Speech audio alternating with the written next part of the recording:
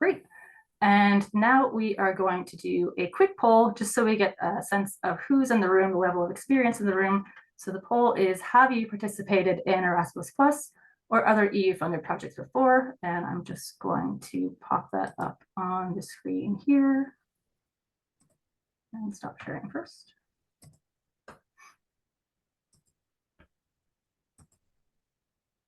Okay, so you should see that there. So the options are yes, 2 or more projects, yes, 1 or 2, or not yet.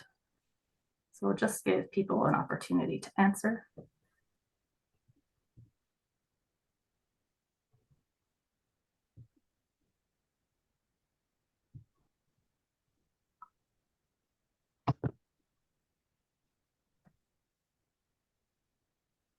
Okay. So I'm going to end the poll now and share the results. So it looks like we have a really good amount of newcomers, which is very exciting. So about 71% of people have not been involved in an Erasmus Plus project or an EU-funded project yet. So hopefully you will find a lot of food for thought today's session. And then we've got 8 people that have been involved in 1 or 2 projects before, and then 6 people that have been involved in 2 or more projects, so are pretty well experienced. So a good, interesting spread in the room. So thanks for participating in that. Okay, so without further ado, I am going to hand it over to Florence from Léargas to walk us through partnerships for cooperation. Thanks a lot, Emily. Hi, everybody. Thanks for joining us. And it's great to see the spreads, everybody joining from across the country. I'm going to share my screen and I'm going to take you through our presentation. Let me try and see. Oh. There you go. Sorry. So I'm going to give a quick introduction. Thank you. To Erasmus Plus partnerships for cooperation. And we hope that will start as a sounding board to give you an introduction of on the fund and the basics for questions or inquiries a bit later. I won't be able to go through all the details of the funding that we provide, but it's an introduction. So first to start, what is Erasmus Plus? So Erasmus Plus is the EU program in the fields of education, training, youth, and sport. We're in the funding period of 2021 to 2027, so midway through this period. Most of us have heard of Erasmus and Erasmus Plus through the university student funding. So Léargas doesn't provide this. This is the HEI who does that. We, though, work with the education sector from early years to secondary, and then, as I said, training, youth, and sport. To give a little bit more detail on those sectors, and it's important because basically this is how our staff is divided. So depending on which sector you are, you will talk to somebody different. So Jemma here is the Adult Education Senior Officer. This is for adults, for projects who focus on adults in their personal capacity. So it can be literacy, it can be life skills, it can be advocacy if you're working with the general public and trying to bring some, cause to their attention. The schools education is quite specific. It is from early years, primary and post-primary. Then we have the vocational education and training. And in this, we have the initial vocational education and training, which is courses QQI, up to QQI level 6. And then we also have the continuing professional education and training, which is basically professional development. And that's my area. So it can be upskilling of staff and projects that look to develop the staff of any organization in any sector. Then we have youth and organization who work with youth and the staff of, and then the sports. In terms of programs, partnership for collaboration, sports is done through Brussels at the moment.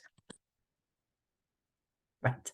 So what does an Erasmus program seek to do? First and foremost, it is a tool for the European Commission to actually address the priorities, and I will speak on those priorities a bit later. It is also a great way to exchange ideas and good practice across Europe. So we are actually using the transnational tools to increase the quality of what's happening in Ireland, really bring in innovation, help sectors talk to each other across Europe and bring those sectors up across the European Union. It is a fund that increases access to European funding from newcomers. So in terms of funds that you can access, it is one of the good ones to start with. It supports inclusion and projects that specifically work with inclusion or have inclusive measures, and it supports active citizenship. So I spoke a little bit about those Erasmus priorities. There's a lot of reading on the Erasmus Plus guide, but to give you the start, there are these 4 large priorities. The first one is inclusion and diversity. It's a big subject, and it is one of the, the big avenues that the European Commission wants to see developed, either in the topic of the project or through the activities of the project. Then there is the digital transformation. We know there's a lot happening in terms of those digital tools, AI, everything, how it's transforming your sector, either in the staff or in how you're able to do your work with your beneficiaries.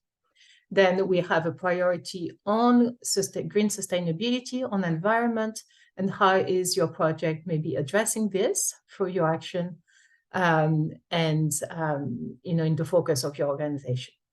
And then finally, the 4th priority is around civic engagement with democratic life, with EU values, and really organizations on the ground who promote those values in each European country. Okay, so I'm going to speak a little bit in detail about the type of fund that we have, and these are divided in 2 levels of partnerships. So our entry level is called small scale partnership, and it is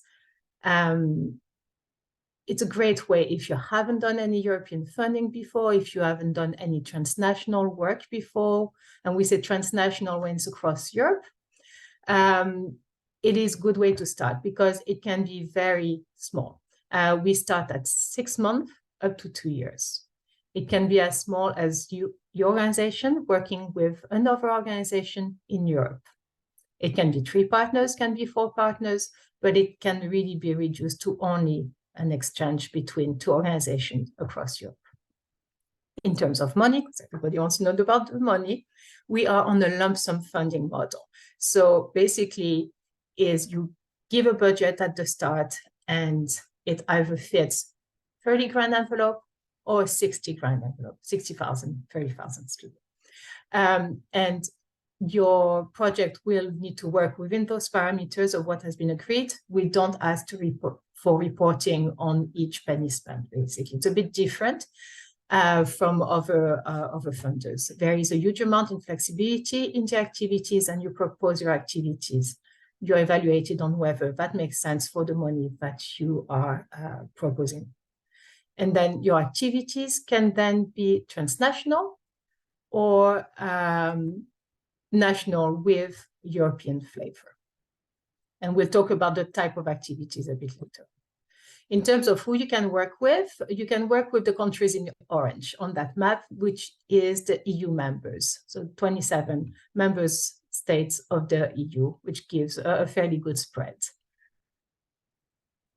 Okay, so that was our first small-scale cooperation partnership.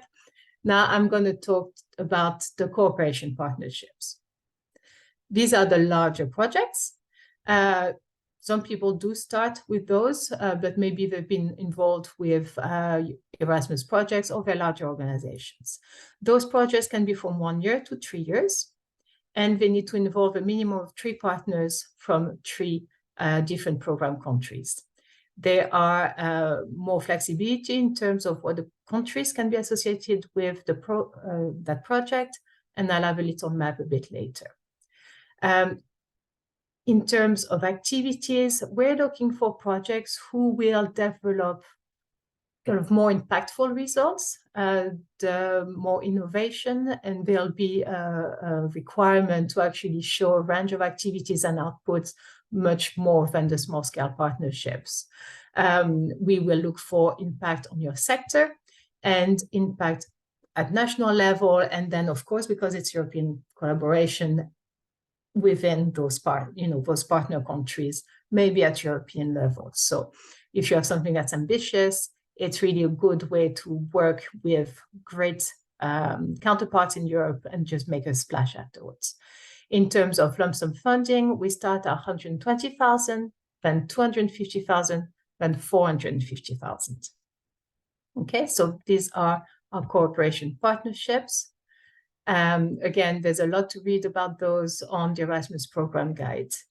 There's more flexibility in the larger projects with involving countries, partners from countries that are not EU member states. So we have our third countries associated with the programs that can be partners and associated partners. You have the list on your screen. And then we have third countries not associated to the program, who can be associated partners and can be brought in as partners if they bring essential added value, if they are absolute leaders in that field, if they bring something that nobody else can bring. So it's on a case-by-case basis. Now, going a bit more operational, so we talked about what those projects are trying to achieve, what the funding looks like, but now what can you do on those projects? So the type of activities can be first the project management, because there is that partnership management, that's administrative management, but then it's about learning activities between the partners can be study visits, partners meetings, can be learning activities with the partners or external experts. You can also develop learning activities for the sector. We will see meetings, events, especially when it comes to disseminating the work of the partnership. Then that's when the projects, have events in each country to actually disseminate their work. We also see the development of the outputs of the project. So it could be a publication, documents, toolkit, an app, an outcome. And then there's the sharing of those project results using often digital tools or physical tools. Publication can be a website, whatever fits really the specific project. Again, the activities can be transnational, so partners visiting each other, or national with an EU focus, particularly when it comes to, just sharing the results of the project. In terms of cost, we said we are on the lump sum funding model. It is new, and which it means that you need to actually propose a budget, and that needs to be adapted basically to fit within one of these envelopes. What can be included, first and foremost, is staff time in the partner organization, the lead organization.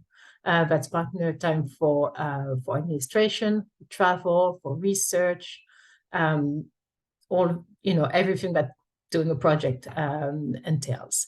Then you can include travel, subsistence, both at home and transnationally, equipment, if it is essential to a project. All those output-related expenses, it can be editing, publication, experts, IT, or it can be a translation, because there is that European dissemination. It needs to be legible in the languages of the partner countries. And then, yes, those IT developments, some of the outputs can be quite technical, so some MOOC, some apps, some learning outcomes that then can be used by the sector. I'm not going to go too deep in there because I will still be talking half an hour, but your project works in stages. If you're thinking about doing one of these projects and you haven't done any European projects or whatever, it's a good thing to get to grips or just have a few on the project management methodologies, because we do follow that type of projects. So there is a planning stage where you identify the needs, you really focus on your objectives and smart objectives for the project.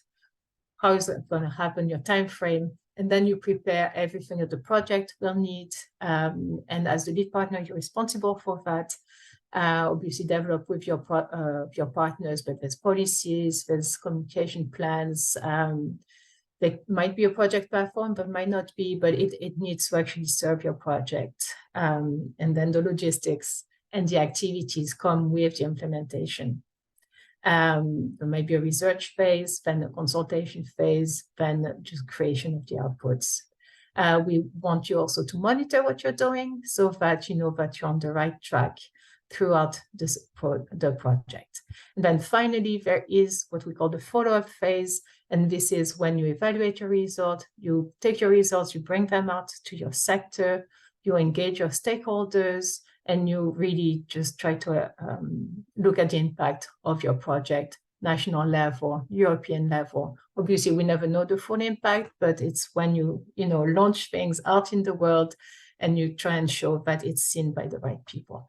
Across all of this, we're looking at 3 important horizontal aspects. Again, we spoke about them before. There's inclusion, diversity. There's digital learnings. Sorry, I don't have my words. And then there's sustainability. So you will have maybe a sustainability policy and different things. Right. I'm coming to the end of my very fast whistle tour of Erasmus+, but I want to leave you with tips to develop projects. And hopefully we'll have the project that will come and talk to you later in these talks will give you good ideas of what a project looks like in practice. But one tip that we have at Léargas is to say that the partnership journey is as important as the result.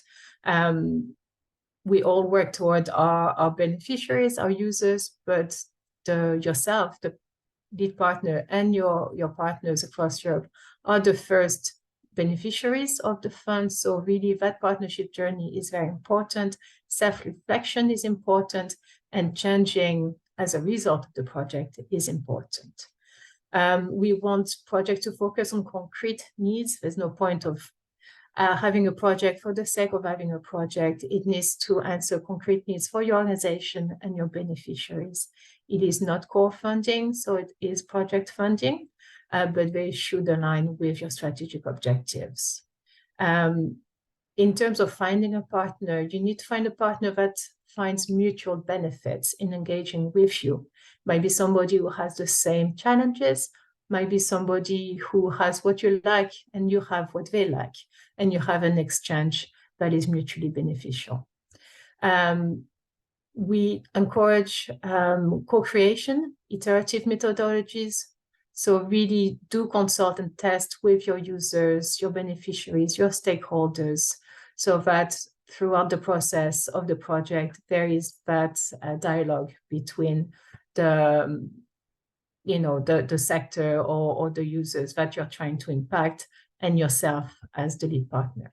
And then finally, little tip, do stay open-minded. In terms of the activities, it's especially, with organization that have a lot of activities in-house, it's quite easy to kind of slot activities straight away onto a project.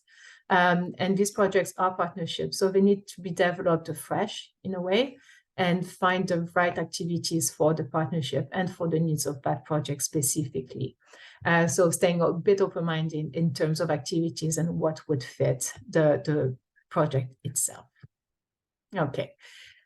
Now, I'm going to leave you with where to start finding partners. You might have international networks that you are part of already. You might have found, some organization you're interested in working with.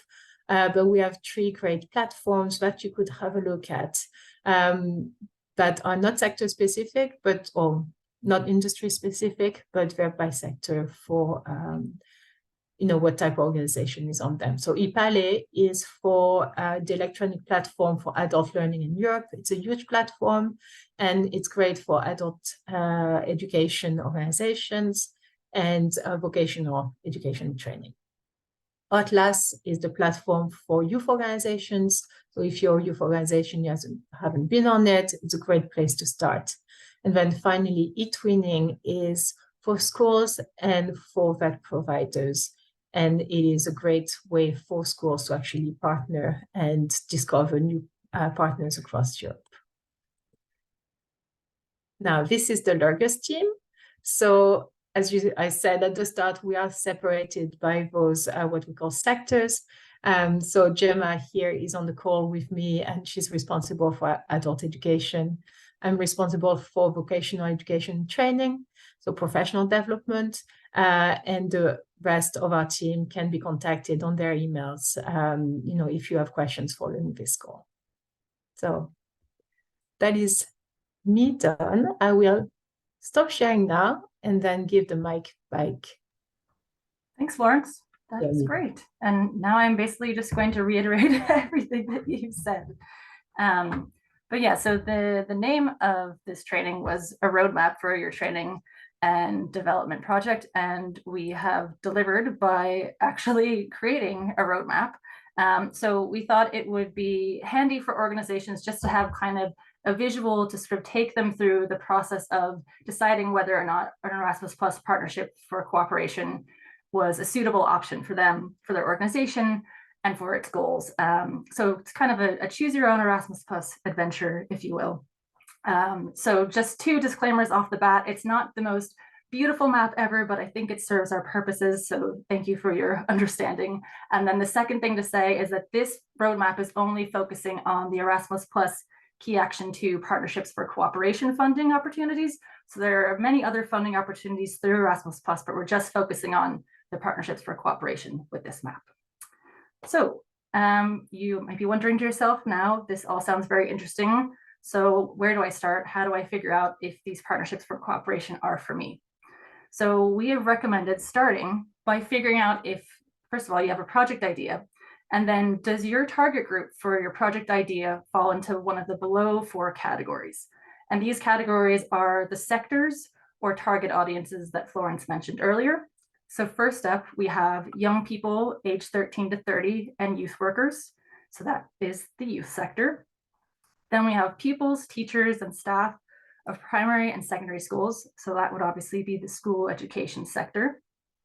And then we have adults in their own personal capacity for development and learning, or as citizens. So that's the adult education sector. And just to reiterate, if it's an adult education project, it doesn't necessarily mean that it has to be formal education or accredited education. You're just educating or training staff in the general public, in the community, about a topic or an issue. And then the next target audience or sector that we have is the vocational education and training sector, or VET for short, because that is a mouthful.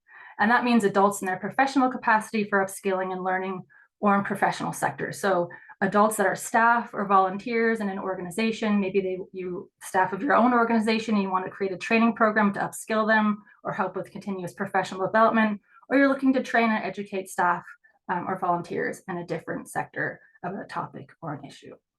So if your target group for your project does not fall into one of those 4 categories, then you might not be eligible for an Erasmus Plus project, but you can check the Erasmus Plus program guide, which is very comprehensive, to confirm. And you can also reach out to Léargas just to double check, or to Access Europe.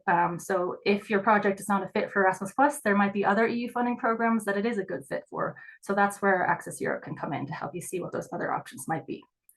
But let's assume that your project, it does fall into one of those 4 target groups. The next thing you have to ask yourself is, does your organization have a legal structure?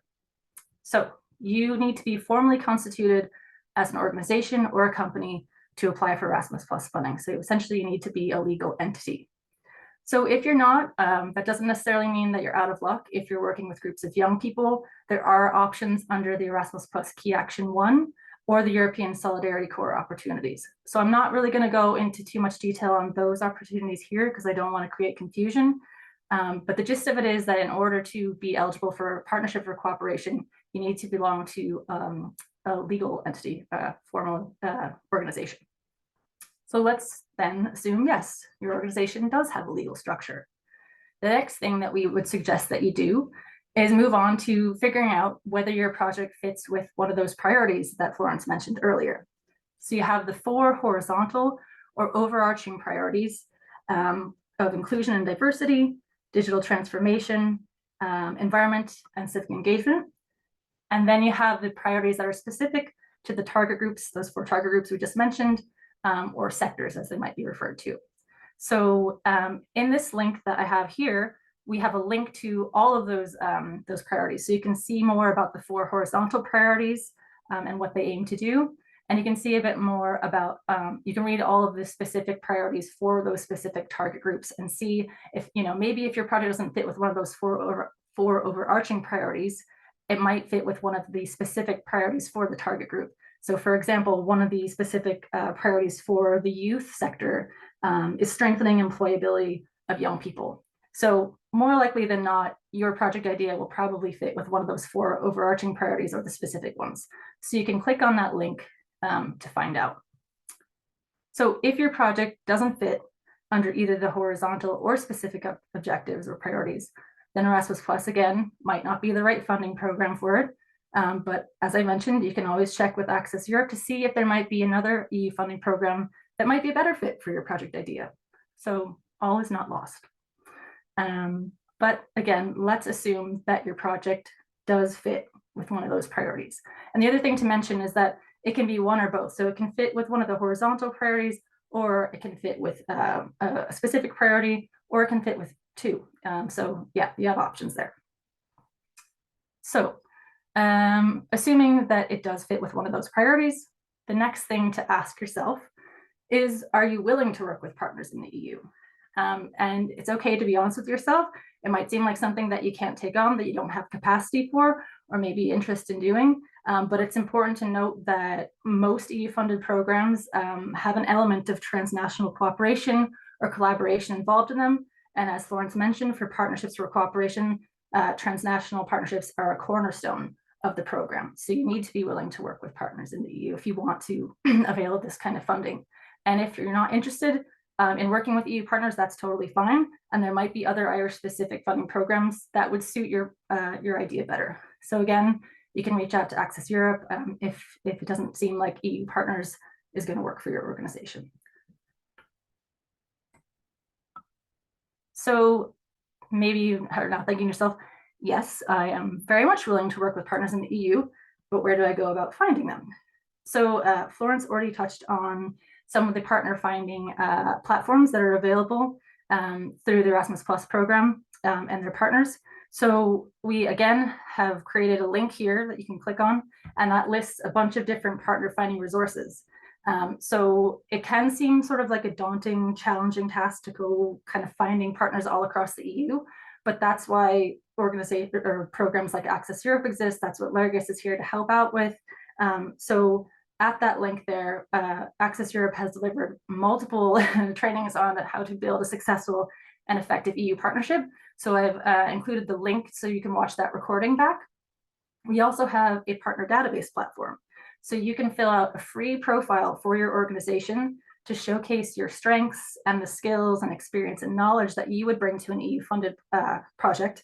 And we then kind of disseminate or kind of shop that database out to our network in the EU so that you can be invited into projects. And it's also, once you do have a profile, a great way for you to start kind of reaching out to potential partners and saying, here's a handy link so you can look at our organization, what we've done or what we hope to do, and what kind of strengths we can bring to a project and what we're kind of looking for from potential partners. So there's also a link to a video detailing how to create an effective profile on our partner database at the link that I've hyperlinked there. I feel like I'm saying link a lot, I apologize.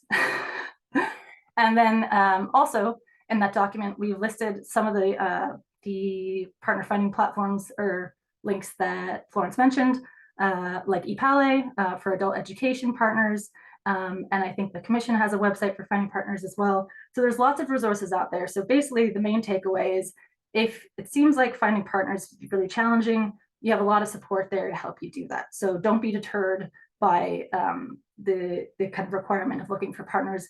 It's an added value to your organization. It helps you to kind of exchange best practice, to learn from different organizations, different countries, to build capacity. And you also get to travel to those countries, which is an added bonus, I think.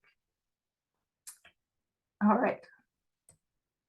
So let's say now you're like, great, I know where to find partners. I'm going to start looking around at all these nifty websites and links and such.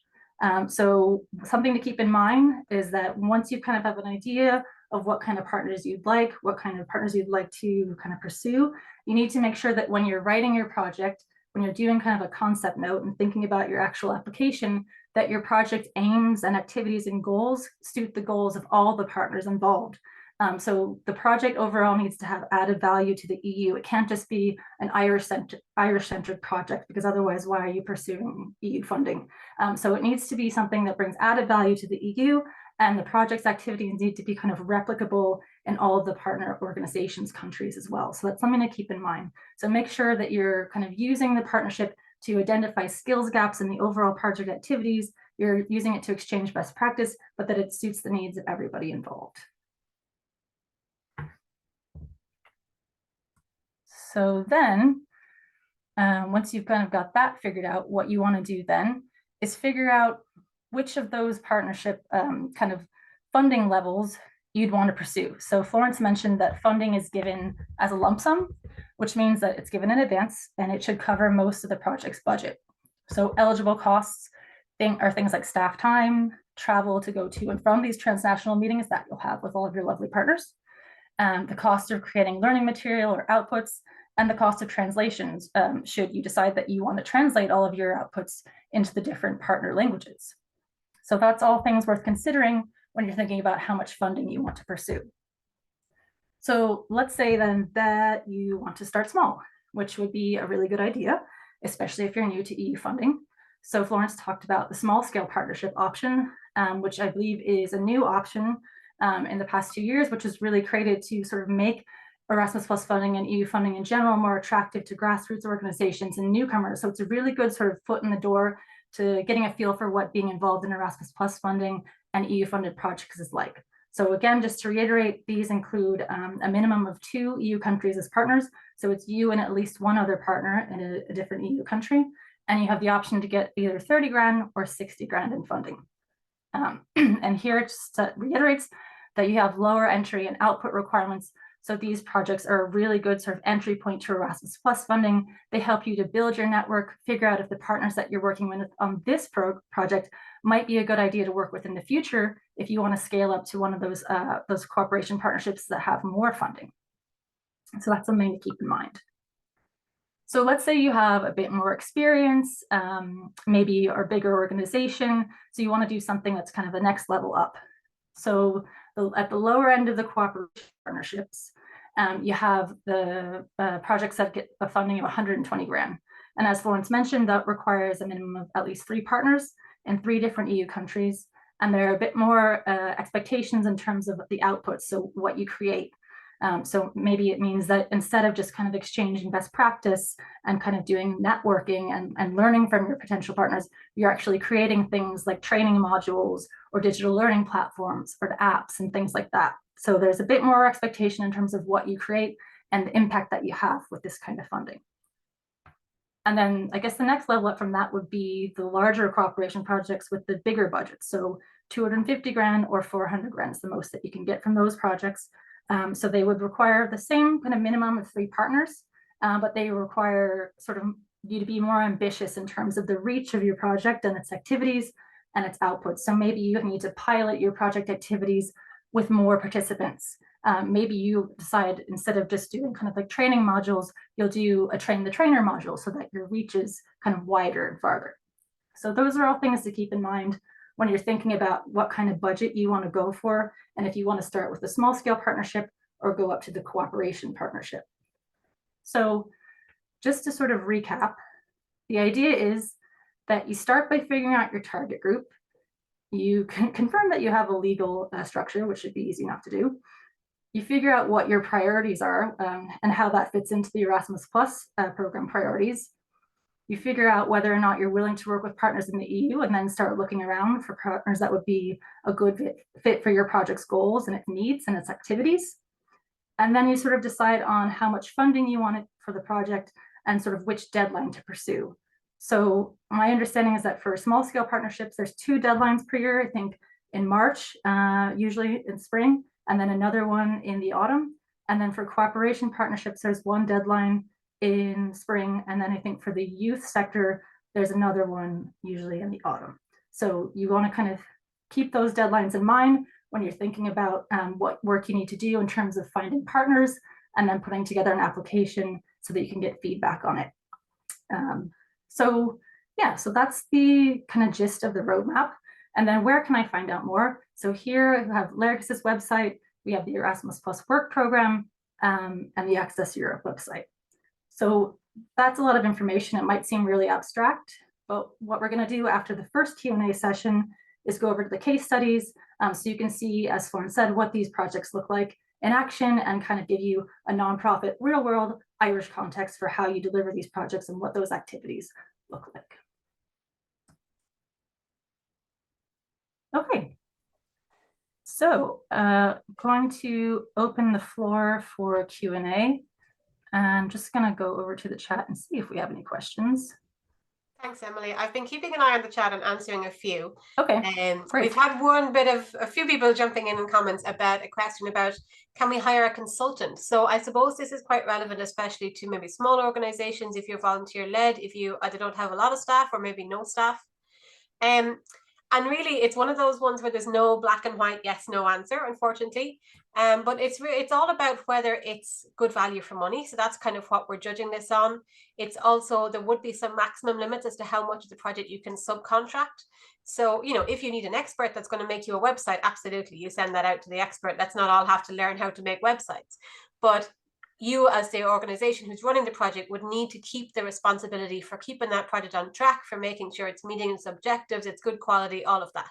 So you would need to have people internally within the organization who can generally kind of run the project. And if you're volunteer led, that might be your board, it might be a subcommittee, whatever it is.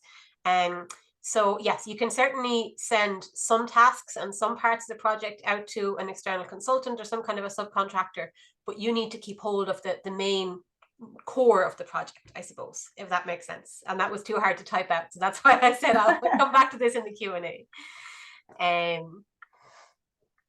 And then Thomas is asking for the deadlines. Yes, we might add an extra slide into that actually with the deadlines. That would be good to have. Yeah, we don't have the exact dates, but we can tell you it's March and October or whatever. Yeah, great. I think I had somebody direct message me a question about, do the partners need to be from other country? And yes, they do. Yes, they do. Now, you can also have an Irish partner as well. Yeah. So we have a minimum amount of partners. So for small scale partnerships, you have a minimum of 1 international partner. And for the cooperation partnerships, the bigger ones, you have a minimum of 2, but there's no maximum. So we do sometimes see that where there might be 2 Irish organizations and 1 or 2 international. And sometimes that works really well, that you have that kind of local backup as well. Yeah, great. Does anybody want to come on mic? You'd feel free to raise your hand or just come on mic and ask a question.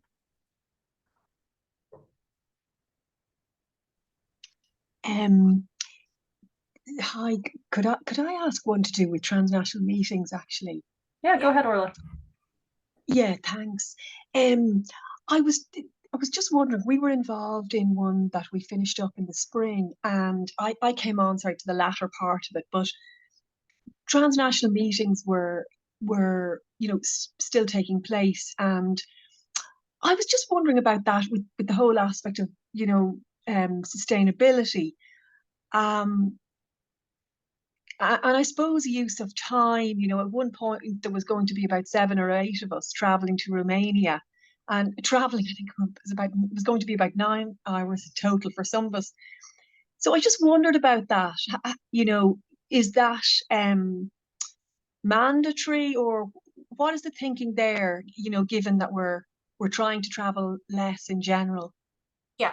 and Yeah, be no, aware of our, Florence, I our think green that's footprint. it's a really interesting one, and I think it's something that across Erasmus we need to be looking at right now. So there's no obligation to have what is called a transnational meeting is the language that used to be used, but basically it's when the partners come together in one physical space. What we see more and more, and I suppose we're all getting quite good at all this Zoom and working online and working together. So we often see projects might have one in-person meeting at the beginning of their project. And people do tend to find that beneficial to actually get in a room together and really, you know, tease it all out and figure out what we're going to do.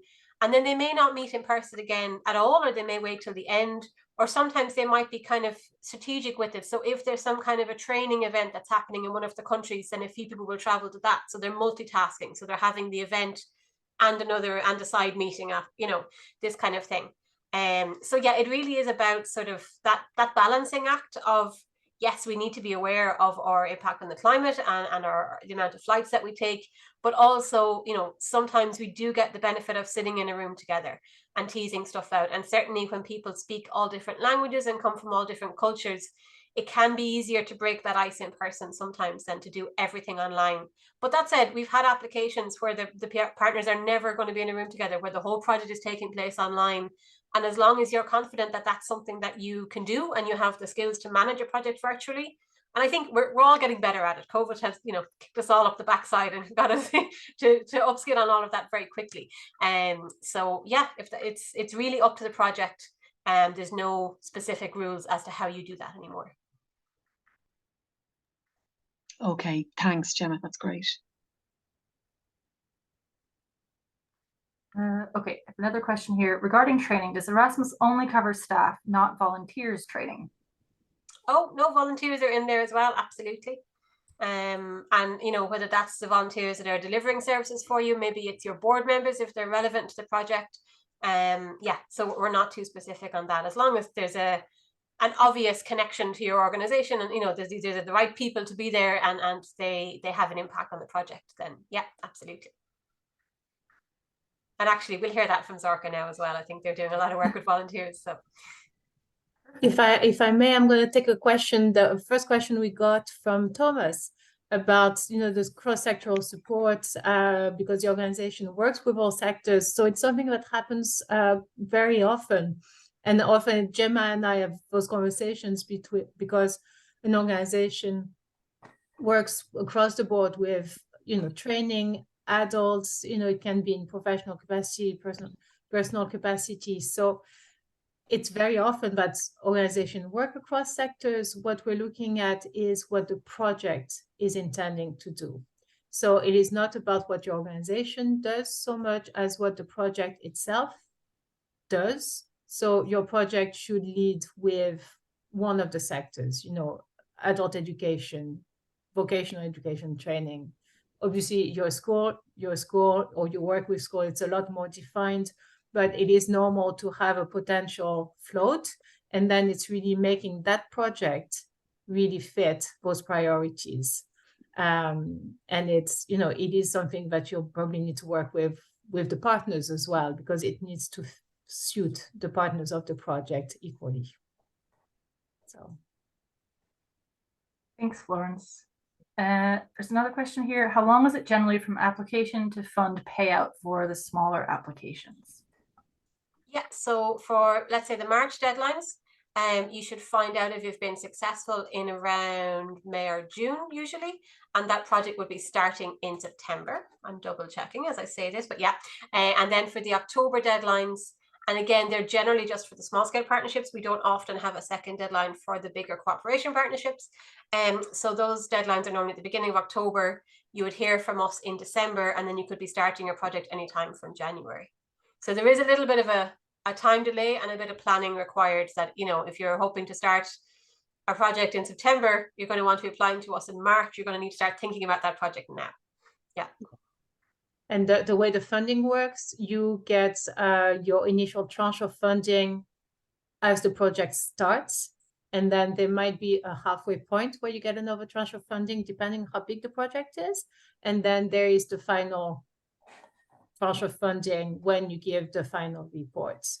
So you should be covered in advance for the expenses, and it's a bit easier on cash flow than reporting on past expenses, basically. Florence, I'll let you take that apprenticeship one.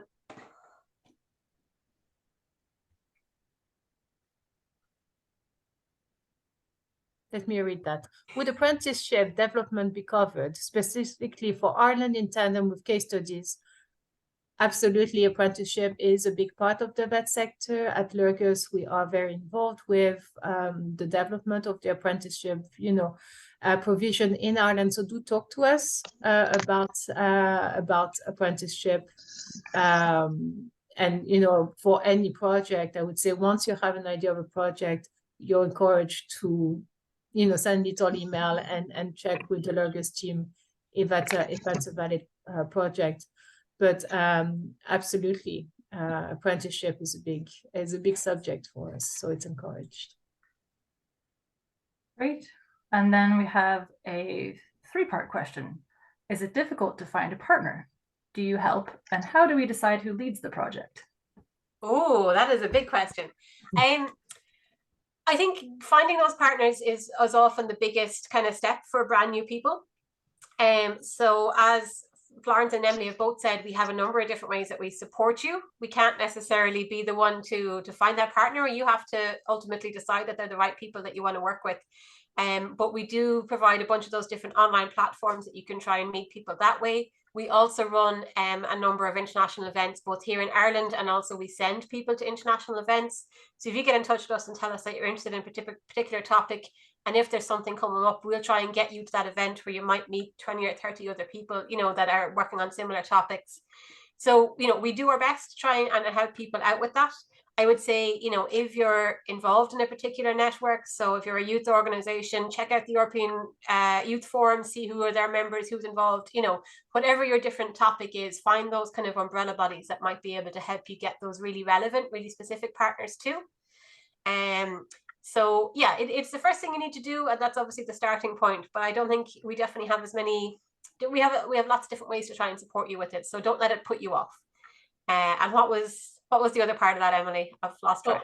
How do we decide who leads the project? Oh yeah, so I mean, it can vary really, and I suppose it's down to what are the objectives and who are the people in the organizations and who are best placed to lead it. So if you're sitting here thinking, okay, this is kind of interesting, but I'm not sure if I want to be the one to lead a project, well, then maybe you should partner on a project for the first time. And then maybe the next time you apply, you could be the lead partner, so you get all the experience, but you're not the one having to do the application and deal with Léargas or the equivalent in the different countries. So that's definitely an option if you're new to this. But really, it's about sort of who has the capacity and who's best placed to be the one to kind of run that. Yeah. Yeah, we had question. I can't remember the name of the organization about capacity for administrative management, and maybe a case that's one of the partners has more staff that they can second to a project. So it is it is an added layer of work. So you need to be able to take it on with the resources that you have in the organization. And then it might be a question of experience as well. And yeah, dipping a toe in the water by being a partner is often how people start on that ladder and then become project leads after 1 or 2 projects as a collaborator, as a partner. Emily, I'm going to let you keep us on track. I can reply to some of these in text if we need to keep moving, do we?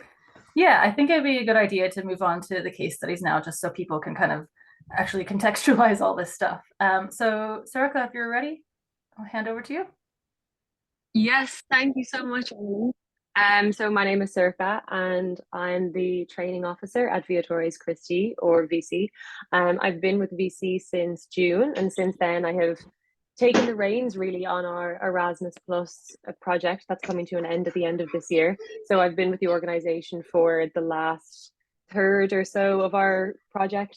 So I have just a really short presentation today on sort of the background of our project, the overview, and so how our experience has been. So I'm just going to share my screen now.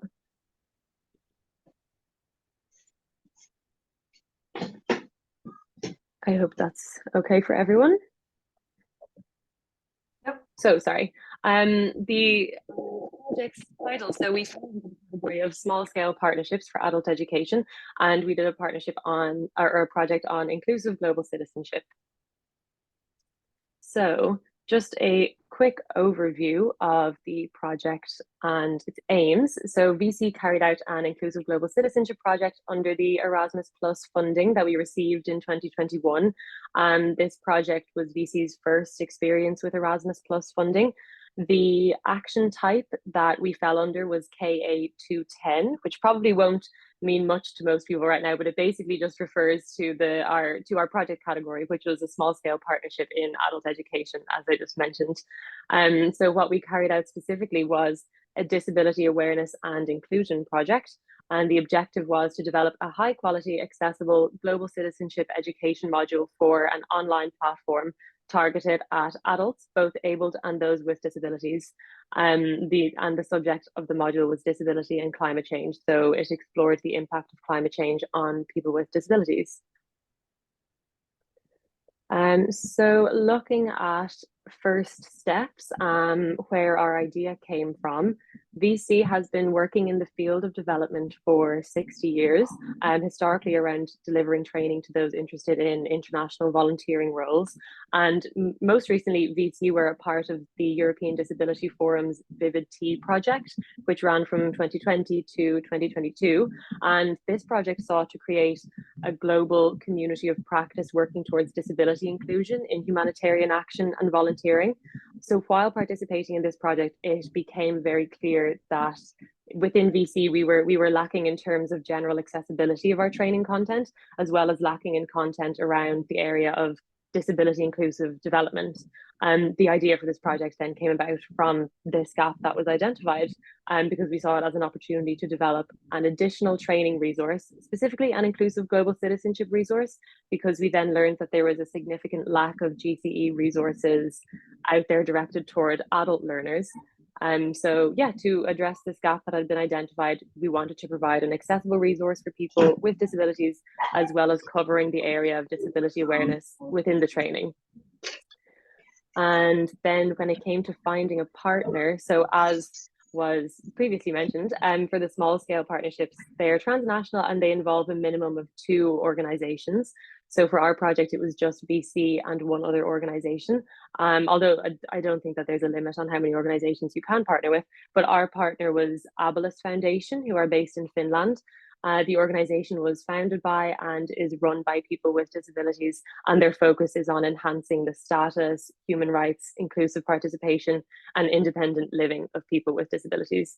So the way that we found Abilis was actually through the Vivid T project that I just mentioned, because they were also part of that consortium. So when VC identified the need for an inclusive training resource, we actually approached Abilis ourselves with this idea, because we wanted to partner with an organization that were specialists in advocating for and facilitating the inclusion and participation of people with disabilities in development projects. So in our case, we were quite lucky in that there was an in-person event in Brussels actually for the Vivid T project that a member of VC attended. So we got to meet other interested agencies basically, and that led to us forming the relationship from there.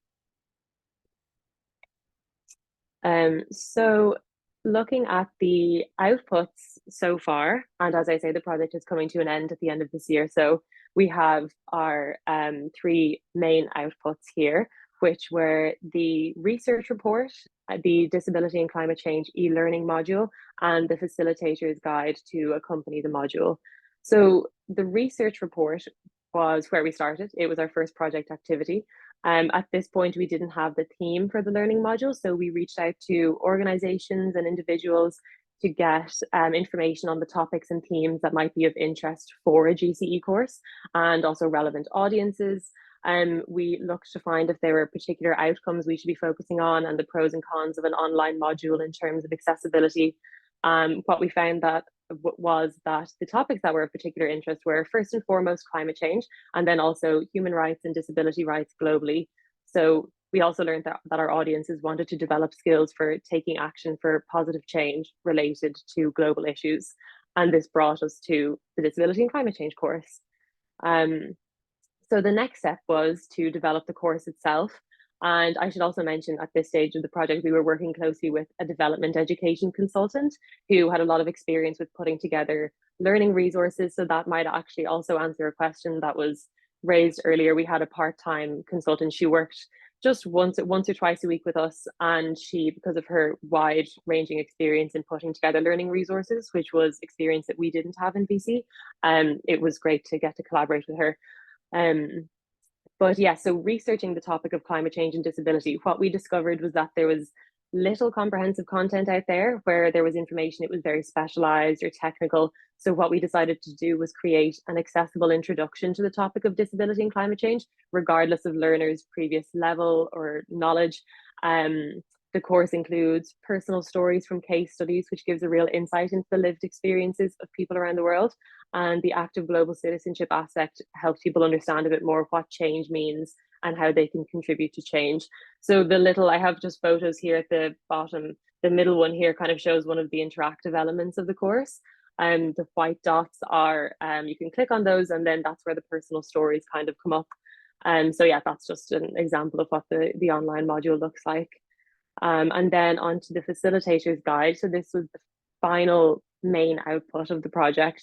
This was produced to add value to the course itself, and the facilitator's guide provides ideas on how the content of the course can be used in a live workshop setting, because the course is online and it's fully self-directed.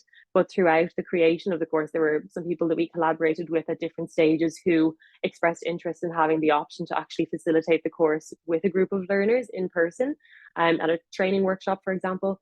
So the facilitator's guide was produced to accommodate this, and it basically just gives guidance on how to prepare for a workshop, how to set learning outcomes, how to make it accessible, and suggestions of what the format of the workshop might be. So we're currently in the process of trialing that guide now, actually, with some facilitators who are giving us feedback on their experience and suggestions for any edits that we might make to the guide.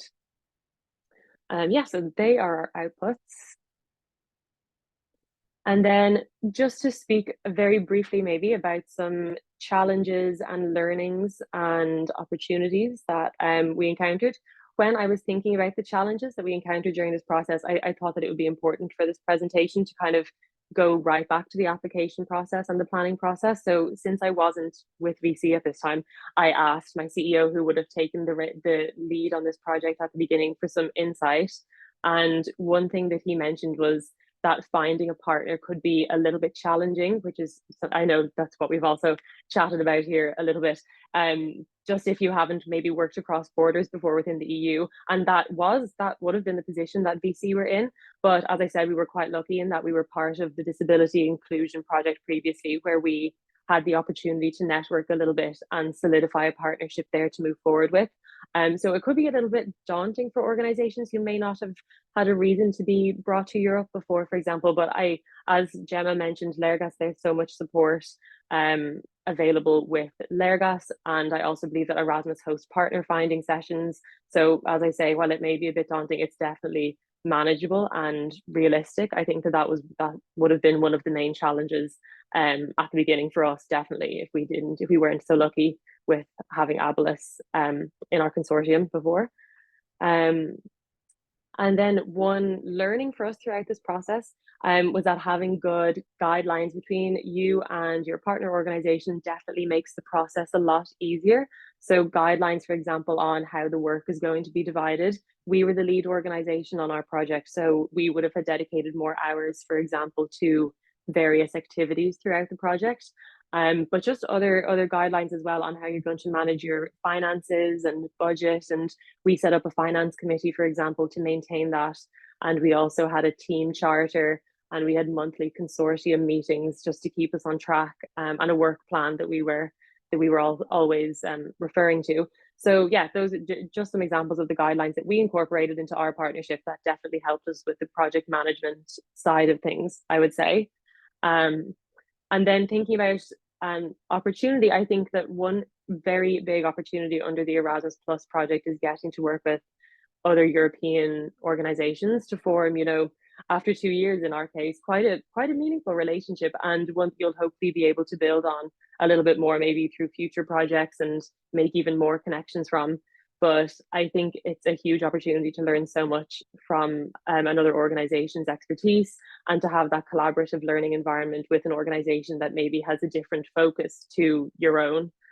So for VC, taking part in this project was definitely a very positive learning experience. We got to basically embark on a journey that was really very eye-opening for, in our case, an organization that before this didn't have a high level of expertise in the area of disability inclusion. So while we were producing this online training module for, you know, the general public to access, we were also learning so much like ourselves throughout this process. And then I just have one more slide, just some tips for Erasmus Plus funding from our perspective. I would say going forward to maybe look at some areas of your work that could be taken outside of Ireland. So in our case, training was an obvious one, but there might be some other things within your organizations like youth exchange or volunteering programs.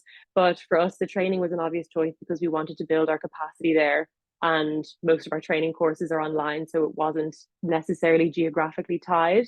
And then if there are any needs or priorities in your field that your organization would like to address, you know, in our case, we wanted to branch out into disability inclusion, and with our partner as well, it was an opportunity for a mutual learning experience because we didn't have the expertise in the disability sector, and they were looking to engage with us on training as well. And then finally, I would just say don't get disheartened at the very beginning if you're new to navigating the websites and gathering information on the funding.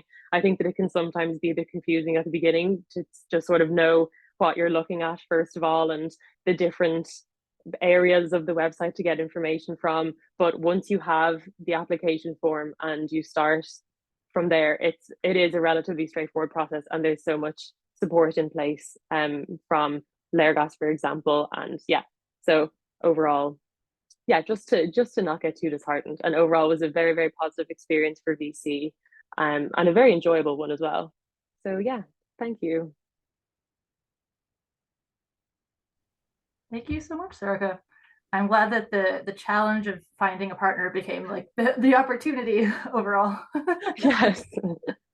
But yeah, no, that sure. was an excellent example of like all of the things that you can do with even just the small scale partnerships opportunity. So thank you so much for sharing that with us. I'm sure it's been very inspirational to a lot of the newcomer organizations here.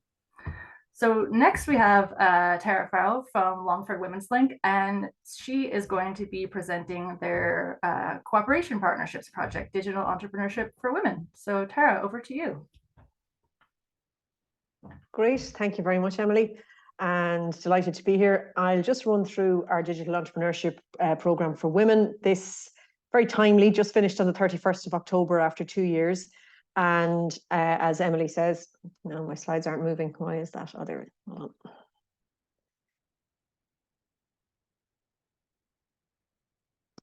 That's because I started at the end. Talk about digital entrepreneurship. I could do it myself. So we had 6 partners along with ourselves. We were the lead partner. And just to say, this is the 4th partnership that we've been involved in, but the first one that we've led on.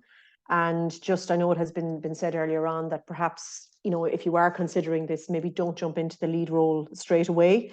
There is a lot more work in it. It's still very doable. There's a lot of support out there. But if you are considering it, maybe do what we did and, you know, join a few consortiums first before you kind of get the feel for Erasmus and what's involved. So we were a cooperation partnership, and just to give you a background to the project, this, I suppose, really to look at why you would look at specific areas, really what we would say is to try and align your own skills, your own expertise with maybe the problem that you're trying to solve, or, you know, some of the different areas that you're trying to address within your own work, and are there relevant areas that can be looked at? And I know other people have spoken about this as well. What we were looking to do was to look at the challenges that existing and potential female entrepreneurs were facing in a post-pandemic world. Now, we're a women's social enterprise based in Longford, and we have a couple of key services that align to this. So we have a training and education service, and we have a women in business program as well. So we felt that this really aligned with our work. So we also felt that the project then aligned with key priorities. So we had inclusion and diversity in education and training, the digital transformation, obviously, then adapting VT to labour market and female entrepreneurship needs, but also then increasing the flexibility of opportunities. So when you're doing your application, you'll obviously set out what you plan your project results are going to be. So we had 4 project results outlined in our application. And I'll just run through these very quickly. And it's not to bore you to death with the content of the project, but it's just so that you can see what you might be considering to put into each project result. So the first one that we had was a survey. We wanted to survey a number of female entrepreneurs across the partnership countries and really get their sense of what was impacting them during COVID and in a post-COVID landscape, bearing in mind that this application would have gone in early 2021. So we were right in the thick of COVID at the time. So we had primary research and secondary research. The primary research was a series of questionnaires that went out right across the partner countries. We had a target of 200. And then secondary research is what was called a country report.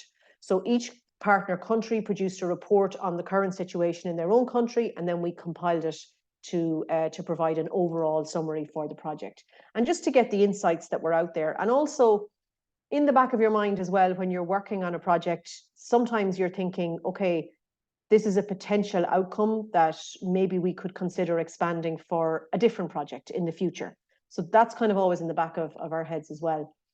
This is, again, just to give you an example, we had 206 respondents who took the survey, and we had a really good mix between rural, between urban, between towns, and a good mix of ages. So that was something that was very important to us as well when we were, commencing the project, that we would have that good mix and a good reflection and a good cohort right across the partner countries. And then just to give you an example of some of the things that came out, again, just to show the kind of subject matter areas that we were looking at. We looked at digital skills needs. We looked at how essential our female entrepreneurs felt that digital skills were. And there was, as you can see, quite an increase in terms of being essential since the pandemic. But smartphones were the dominant technology. So that was really useful for us because we wanted to design training programs and training modules. So again, we have to consider that they had to be smartphone compatible. And then we looked at the country reports. So we had country reports from Ireland, from France, from Italy, from Spain, and then one of our partners who's based in Brussels compiled an EU report. So just to say, we had 3 partners in Ireland. We had ourselves, we had Irish Rural Link, and we had Maynooth University, and they all brought very, very different things to the project, which was really good. So I know that there were some questions there about, can you have partners within the same country? And we've worked with some of these partners before as well. So we had that relationship with them. Some were new, some were existing. These were some of the things that came out in the country reports that were really important to female entrepreneurs. And they aligned with what we had put in our project application in terms of the areas that we felt were important. So it was good to see that the survey results in the country reports were aligning with what we had sort of predicted in our application, which again goes back to making sure that you are looking at subject matters and looking at topics that really align with your skills and your expertise and the skills and expertise of your partners. And I suppose the point that we were really making throughout this and throughout the application was when we were developing our training, that it was through the female entrepreneurship lens, but also you had this backdrop of COVID-19. And even though we might think, okay, we're out of it now, it has changed the way we work. It has changed the way we engage with partners, particularly transnationally. And I'll come back to the topic of sustainability in a moment. And one of the things I'd say is to look at what's out there in terms, if you're applying, you're going to be aligning to the Erasmus Plus priorities, obviously. But look at the policy documents that are out there. Look at what the frameworks are, that already exist. Look at how you can align your application to that. So we looked at the entrepreneurship competence framework, and we really looked at aligning our application to the key elements of that were relevant to us and we felt would be relevant to the beneficiaries of the program who were female entrepreneurs. So the second project result then was the development of a platform, and this is the website, and the details will be on the slides as well. So this is our website, and you can see the project, you can see the headings, the partners details, you can see the training headline, the guidelines headline, there's a news section, community, and it's translated, it's in English, Spanish, Italian, and French. So all of the partners work on that and they translate all of the relevant training modules and all of the relevant documentation there into all of the languages, and it's included then on the platform. This is just an example of some of the training modules. So when you click in, you go into the module, you do a series of particular subjects. You then can complete it's a test at the end. You get a digital badge if you get, a particular percentage on the test. But there's a wide range of digital skills, and the design of this training toolbox came out of the survey that we did, the country reports that we did, the needs analysis, and that's really important. Again, when we're talking about choosing partners, you need to be looking at partners that have that expertise and that experience in the area, because if you're looking to design particular training programs, for example, as we did, you need partners in France or Spain or Italy or wherever it is that have access to those networks and that are well established and well embedded in their own fields and their own areas of expertise. Then when we had the training modules designed, we had a test and validation phase. And really what that means is we had a target of 100 learners. So there were learners, there were adult education practitioners, there were female entrepreneurs who were interested in digital upskilling. And our target was to test all of those modules with them, get the feedback from them, and incorporate the feedback then into the final version of the modules. So it's a very thorough process. We used online and we used face-to-face training. We used focus groups. We exceeded our target, which was great. And then we incorporated all that feedback. So for example, when we were doing our focus group, ourselves in Longford, Irish Rural Link and Maynooth came together and we did one online session, which meant we reached a much wider cohort of people to come on board and give us the feedback. And it's really, really important, because even though your training is informed by your surveys and your research and it's very robust, you still need to test what you're doing to make sure that it's relevant and people are going to use it and people will see the relevance of it and disseminate it and use it within their own classes and their own networks. Because everything on the project platform stays there for 2 years. The project stays live for 2 years after the finish date. So that platform can be used, the resources are used, it's free, open source, so anybody can use it. So it's important that when you're testing it not just with the learners, but also with the practitioners in the field, so that it's used after the official ending date of the project. Then finally, our final project result were the guidelines and policy recommendations. And this is a really important element of the project, because what you're doing is you're looking at all of the work that you've done, you're looking at recommendations, you're looking at the importance of the work and how it can be disseminated widely and how you can engage with different policymakers, whether that's political representatives or people in various different institutions nationally and at a European level, to see how the project's knowledge, if you like, can be shared widely. So we're asked to talk about opportunities and challenges. And for me, the opportunities, the biggest one is that knowledge exchange within the EU, and exchanging knowledge with different partners across, right across the European Union. And the sustainability question, it is a really good question, and it's something we have discussed quite a lot. So for example, we were involved in a project which ran throughout COVID. So we had no transnational partner meetings at all. And you can tell the difference. It was still a good project. We still achieved all of the outcomes, but it is quite difficult to form those really good working relationships when you never meet in person. So there are decisions to be made, within your own consortium. For example, we're involved in another project at the moment. It's a partner project. We're a partner in the project. It's led by an Italian partner.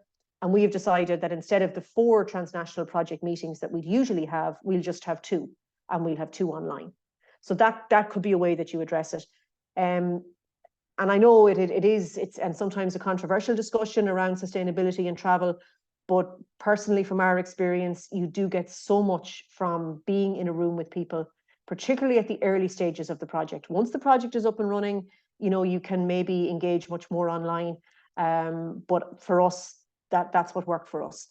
The internal program development then as well. I mean, when you're working on developing training, when you're working on the modules, when you have the modules completed, it's another addition to your own programs. So that was a really good opportunity for us. The building the networks is very, very important. And even the fact that 2 of our project partners were Irish, it still meant that we, I suppose, developed a deeper relationship with both of them, which was great.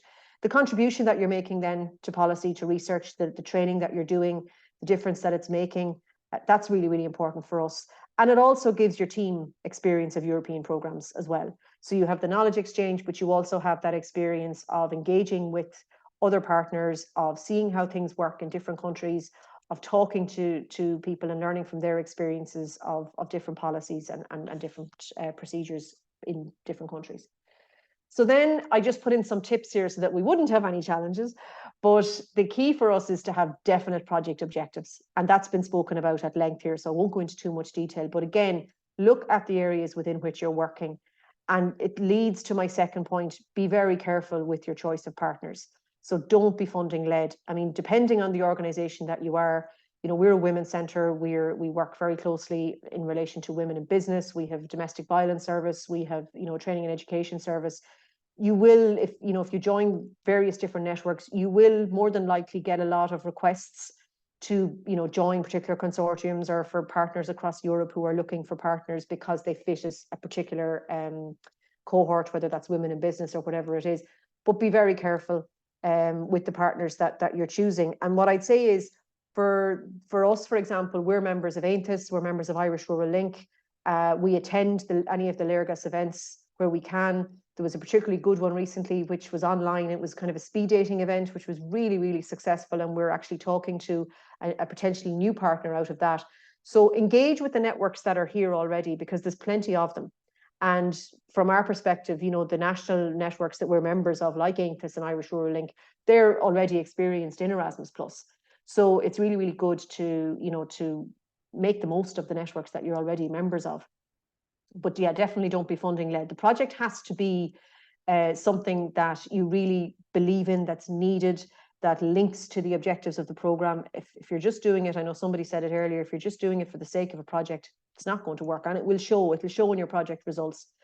In terms then, when you are successful, make sure you have a clear project management plan. That's really, really important. That's agreed on and signed off by all your partners. Very clear communication strategy. How are we going to communicate? If email is the preferred method, agree that strategy. We're going to do this, we're going to do that, we're going to reply all. We're not going to reply all if we don't need to bombard all, you know, 7 partners with just, you know, minor details. And regular scheduled meetings. So we scheduled an online partner meeting every month in the diary at the start of the year. And even if there was nothing really to update, we still met, even if it was only for half an hour, just to go through, to recap, to make sure we're all still on track. Because it's very easy, particularly with online meetings, it's very easy when we're all so busy and we all have so much going on. You could say, oh, look, you know, that doesn't have to be in now for another 2 months. Sure, we don't need to have a meeting this month. And then you realize you're kind of moving away from some of the key activities of the project. So definitely clear project management, communications, and schedule meetings. And your reporting. Don't leave, whether it's timesheets, whether it's dissemination spreadsheets, don't leave them to the last minute. Do them as you go, and it's not a problem. It really isn't. And now she says this optimistically as she's starting her final report for the due project. But again, I link that with my last point. Léargas are absolutely fantastic to link in with, from the concept note idea, from talking to them about, you know, potential projects, to when you're on the project, to when you've finished it. The support is there. So I would say absolutely use it, and just, you know, make sure that you stay connected, and really you should avoid most of the challenges then, you know, if you follow those steps. But it's been a really, really positive experience for us, really enjoyable, and I would highly recommend it. And I've got my email address there. I know that the slides will be circulated, but you know, you might think of something after the event. If anyone wants to contact me directly, if anyone wants to find out more about what we did and how we did it, because I appreciate we're time restricted here, but I'd only be too delighted to talk about it, because it's been a really, really positive experience for us. So thank you. Thank you so much, Tara. That was brilliant. And thanks for that offer of support. I would definitely encourage people to take Tara up on that. It's great to get kind of like the peer insight. And I really value what you said about like the project itself needs to be valuable, you know, to your staff. And that's so important, especially a kind of like project inception idea, that stage that you have that buy-in from your staff so that they are, you know, encouraged to participate, like for a long-term project, particularly, and they see the end result, that it'll be something of value and sustainable, you know, for their work. So thank you for kind of hammering that point home. So I'm just conscious of time. We have about 8 minutes left. So if anybody wants to come on mic with any final questions or thoughts, you are welcome to do so.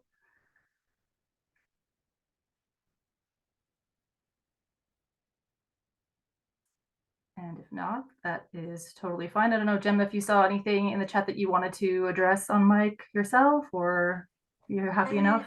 No, I think I've been keeping up. People have been direct messaging me as well, and I think I've been keeping up with everything that's been coming in. I suppose just to echo what Christina put in the chat. So yes, there is this event coming up on Wednesday. Yes. Yep. So myself and Florence will be there along with some of our colleagues from the youth team and obviously all the other European funds as well. But from the Léargas point of view and the Erasmus point of view, we'll be there and we'll be happy to see you. Another thing I just thought of as the two speakers were chatting, and thank you both to Tara and Zorka for taking the time to do this, and we really appreciate it. And we're always pulling on our current projects because myself and Florence can talk all day, but actually I think it's a lot more meaningful to hear from the people who are doing it. But just, you know, for someone that if this is all really new and if you're a little bit hesitant, you know, do give us a call. We're always happy to have those chats even before the application deadline to talk through ideas, to see what makes sense. But also, you know, if you apply and you're not successful, which, you know, does happen, you will get a letter from us that says, here are all the things you can do better. And we will be very happy to ring you up and go through that letter again. And that's a big part of what we do. And there's nothing to say you can't apply again in 6 months' time. You know, this is a learning curve for everyone, especially people if it's new to you. So do use us. That's what we're there for. I answer the phone so often to people go, oh, I'm sorry for calling. And I'm like, this is my job, you know, don't be sorry. This is what we're here for. Tara, did you want to jump in? And I should have said that actually, Jemma, this project was successful at the second attempt. So it does happen. And we were quite close. So as I said in the earlier presentation, just Léargas are fantastic, and don't be disheartened because it may just happen that the first time you do it, you're not successful. But we met with Léargas, we looked at it, we looked at where we could do better, and we were successful the next time. So don't be disheartened if the first one isn't successful. There's definitely opportunity the second time round. Thanks. Sorry, Emma. Thanks so much, Tara, for this. And to add to this, it's worth repeating because we said, you know, quite often we can only evaluate what's in the application. So there is an exercise in style as well to actually bring the value of the project and the partnership across to the application. When you haven't done an application like this before, and they're not that different to other funders' application, it's really putting those points across because basically that is what is evaluated. So it might be the best project in the world and the best organization in the world, but if it's not put across in a way that's accessible to somebody who just comes to it with new eyes, then it won't, you know, it won't speak for itself as well as it needs to. And then just a final point from me, we have quite a lot of videos that are accessible on our YouTube channel. And there are videos, you know, explaining small-scale partnerships or the different funding opportunities. And obviously, these slides will be circulated. But you know, if you want to share, either go back to some information or share the information with some members of your team, it is a good resource as well. Because those webinars that we do would be available. So that's it from me, I believe. Thanks, Florence. So we see Thomas has his hand up. Yeah, a very quick question. Can you hear me? Yep. I'm just wondering at what stage I would contact you, you know, Léargas, for I have a sort of quite a complex concept note in my head, but it's like I'm wondering whether I could just book a 10-minute consultancy with one of you to help me to sort of narrow it down to something that, you know, in your experience might actually lead down the most promising track. Is that something that you do? Yeah, absolutely, Thomas. And I know we were chatting in there as well that you've probably been involved in those youth worker mobilities, which is the key action one, which is another strand. So we can tease that out with you a little bit. It probably makes more sense if you're working specifically with young people to talk to our colleagues on the youth team. But we can put you in touch with them. So drop any of us an email and we'll put you in touch with them and you can have that conversation. It might actually be like the project I have in mind might actually for youth workers rather than for youth themselves. Yeah. But anyway, it's still the youth sector, so it's still the same. Yeah. Okay, thank you. Perfect. Great. And I suppose just to kind of wrap that up and follow on from what Florence was saying, so we generally, in the run up to the deadlines, we would organise a few different things. We would normally organise a kind of a webinar to go through this kind of information like we've done already. So you probably don't need to come to that again, but if you want a refresher or if you want to send your colleagues, you can do that. And then we also normally organise an application clinic. And during those, we literally bring up the application forms on screen. We talk through the different questions. We talk through the award criteria, so what you're actually getting scored on, and we give as many hints and tips as we can pile into about an hour online. So what we probably do is Emily send on those details to you girls, and then you can pass those on to this mailing list again. We don't have those set up just yet, so they'll probably be kind of maybe late January, early February in advance of a March deadline.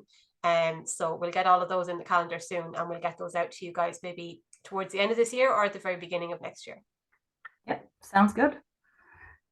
So I guess we just finish up with a final plug for the Access Europe Showcase that's happening live and in person next Wednesday, the 29th at the Royal Dublin Society, or the RDS as it's better known. So you can come along and meet the national contact points for a bunch of different EU funding programs, as well as Jemma and Florence in person. We will be giving the awards for our EU Story Awards competition, and there'll be lots of success stories and results of different EU funded projects from across Ireland. So definitely come along, meet the people that are involved in these projects, get inspired, network, and learn more about where you can get support. So thank you so much to Jemma, Florence, Sarika, and Tara, and I hope you guys have all learned something today and will follow up with us.